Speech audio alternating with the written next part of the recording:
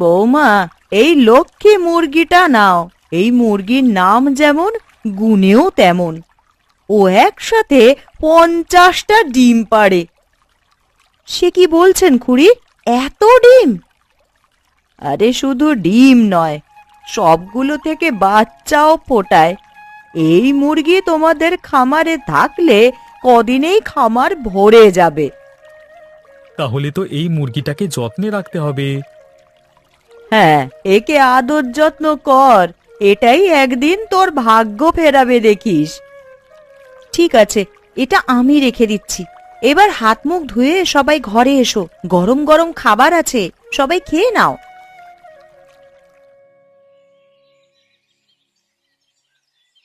গিন্নি, ও গিন্নি, ডিমগুলো কোথায়? তাড়াতাড়ি নিয়ে এসো।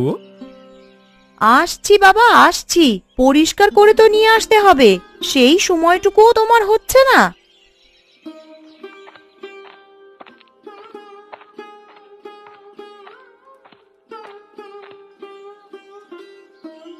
বলি, সময় শেষ হয়ে গেলে কি আমি হাটে যাব? তাড়াতাড়ি ঝুড়িটা মাথায় তুলে দাও, এদিকে দুপুর গড়িয়ে এসেছে। তা মুরগিগুলো নেবে কিভাবে? আরেকজনকে ডাকবে নাকি? না না গিন্নি, আমি নিতে পারবো, ওগুলো হাতে করেই নেওয়া যাবে। ঠিক আছে, যাও তবে। আর ফিরে আসার সময় জেলে বাড়ি হয়ে এসো। পুকুরের মাছগুলো বড় হয়েছে, ওগুলো তুলে বিক্রি করতে হবে। সে আমার মনে আছে। আর খুড়িমা কোথায়? তার জন্য কিছু আনতে হবে। হবে বই কি, তার জন্যে পান নিয়ে আসবে। তা কি আর বলতে হয় তোমাকে?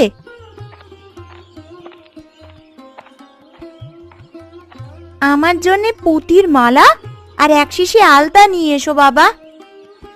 আনবো মা, তোরা বাড়িতে থাকিস আর মায়ের সাথে হাঁস মুরগিগুলো দেখাশোনা করিস। সে তোমায় বলতে হবে না গো, ওরা আছে বলেই তো এত বড় খামার আমি এক হাতে সামলাতে পারি। তুমি ভালোভাবে যেও, ডিমগুলো যেন না ভাঙে।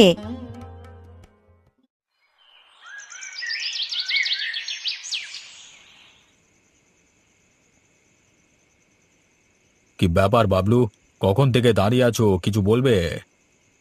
আগে কথা, একটা সমস্যা হয়েছে। কি সমস্যা? কি হয়েছে? শ্রমিকেরা এই বেতনে কাজ করতে চাচ্ছে না, ওরা নাকি অন্য জায়গায় চলে যাবে। সে কি, আমি এত টাকা দিই তাতেও ওদের হচ্ছে না? তা তারা যাবে কোথায়? কে জানি নতুন খামার দিয়েছে, ওখানে বেশি টাকায় কাজ করবার সুযোগ আছে, তাই নাকি ওরা এখান থেকে চলে যাবে। এ তো ভারী মুশকিলে পড়া গেল। এখন কি করা যায় বলো তো? একটা কাজ করলে কেমন হয় বাবু, আমাদের আগের যে কর্মচারী ছিল তাদের যদি নিয়ে আসি। হ্যাঁ, তা করতে পারো। ওরা পুরাতন আর বিশ্বস্ত। অমল ছিল, ওকে বলে দেখো, অনেকদিন ও আমার এখানে কাজ করেছে। ঠিক আছে বাবু, তাই করছি। তবে আমি কালকে সকালেই ওদের নিয়ে আসবো।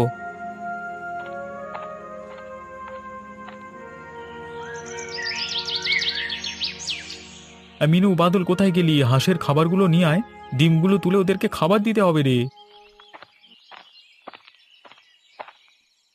খাবার নিয়ে এসেছি বাবা, এক্ষুনি দিয়ে দিচ্ছি।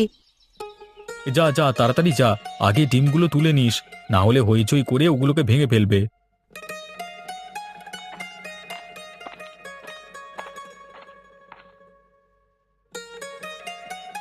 অমল নাকি? হে, তা কি খবর তোমার?